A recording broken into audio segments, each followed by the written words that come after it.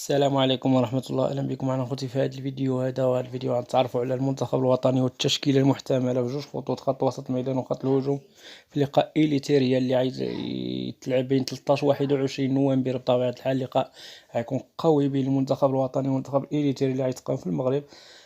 كنظن بين أكادير وفاس، كنظن ما يخرجش من هاد جوج ملاعب على ما أظن، والله يعلم. وكنظن الاحتمال الأكبر هو ملعب أكادير الكبير، ولا يحتضن لقاء المنتخب الوطني المغربي ومنتخب إليتيريا اللي غيكون واحد اللقاء اللي هو كبير صراحة، لقاء اللي هو عملاق، لقاء اللي يحاول المنتخب الوطني المغربي الفوز على إليتيريا في الجولة الأولى من تصفيات كأس العالم بطبيعة الحال، لأن الفوز على إليتيريا واحد الحاجة اللي هي جد مهمة بطبيعة الحال، واحد الحاجة اللي هي ضرورية أننا نفوز على هذا المنتخب الإليتيري بطبيعة الحال، لأن الفوز ضروري للمنتخب الإليتيري. كنظن لأن باش كيعطيوك واحد المعنويات لفوزنا أداء ونتيجة غيكون ما أحسن صراحة أننا نفوز على المنتخب الإليتيري.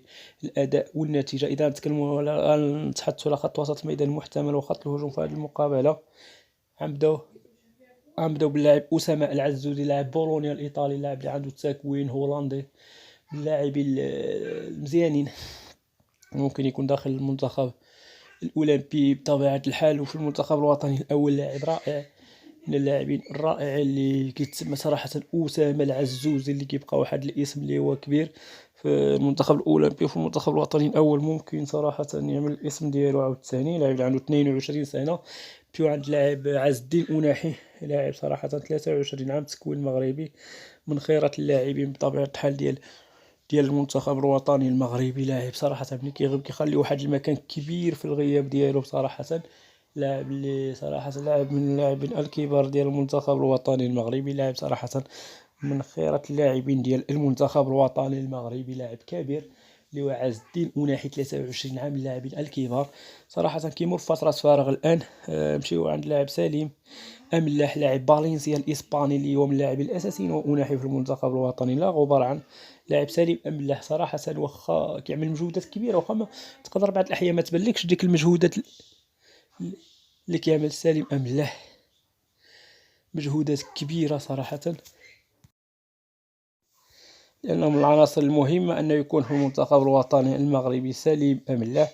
عناصر كبيرة. الآن غنمشيو للخط الأمامي وخط الهجوم بطبيعة الحال. نبداو باللاعب اسماعيل الصباري، لاعب PSV ايندهوفن الهولندي، لاعب صراحة كنظن عنده تكوين بلجيكي وعنده 20 عام على ما أظن، ولاعب برز صراحة في لقاء ليبيريا بعد الدخول ديالو من المستوى الكبير صراحة. اسماعيل الصباري اللي كيبقى واحد الاسم راسخ صراحة في المنتخب الوطني، لا الأولمبي ولا الأول، ممكن يثبت المكانة ديالو صراحة داخل المنتخب الوطني الأول. لاعب اللي هو كفاءة كبيرة، ممكن يكون صراحة داخل المنتخب الوطني الأول. لاعب صراحة من الطراز المزيان صراحة، ومن الطراز ممكن يكون الواعر داخل المنظومة المغربية وداخل المنتخب الوطني المغربي بطبيعة الحال. هناك أمين حارث، لاعب أولمبيك مارسيليا الفرنسي، كيبقى واحد الاسم صراحة، اللي الاسم صراحة حنا كنعرفوا الأهمية ديال أمين حارث، أنه يكون عندك في المنتخب أمين حارث اللي كيتوفر على واحد المهارات اللي هي جميلة صراحة.